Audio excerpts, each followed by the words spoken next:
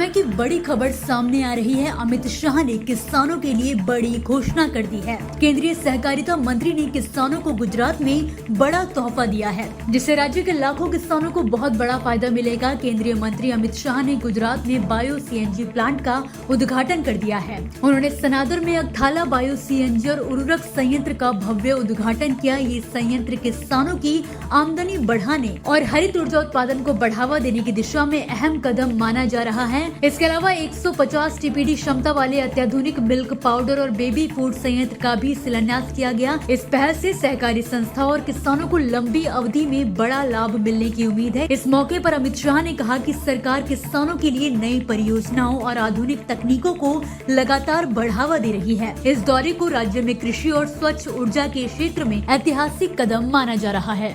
इस समय की बड़ी खबर सामने आ रही है। अमित शाह ने किसानों के लिए बड़ी घोषणा कर दी है। केंद्रीय सहकारिता मंत्री ने किसानों को गुजरात में बड़ा तोहफा दिया है, जिससे राज्य के लाखों किसानों को बहुत बड़ा फायदा मिलेगा। केंद्रीय मंत्री अमित शाह ने गुजरात में बायो सीएनजी प्लांट का उद्घाटन कर दिया है। उन्होंने सनादर में अगथाला बायो सीएनजी और उर्वरक संयंत्र का भव्य उद्घाटन किया। ये संयंत्र किसानों की आमदनी बढ़ाने और हरित ऊर्जा उत्पादन को बढ़ावा देने की दिशा में अहम कदम माना जा रहा है। इसके अलावा 150 टीपीडी क्षमता वाले अत्याधुनिक मिल्क पाउडर और बेबी फूड संयंत्र का भी शिलान्यास किया गया। इस पहल से सहकारी संस्थाओं और किसानों को लंबी अवधि में बड़ा लाभ मिलने की उम्मीद है। इस मौके पर अमित शाह ने कहा कि सरकार किसानों के लिए नई परियोजनाओं और आधुनिक तकनीकों को लगातार बढ़ावा दे रही है। इस दौरे को राज्य में कृषि और स्वच्छ ऊर्जा के क्षेत्र में ऐतिहासिक कदम माना जा रहा है।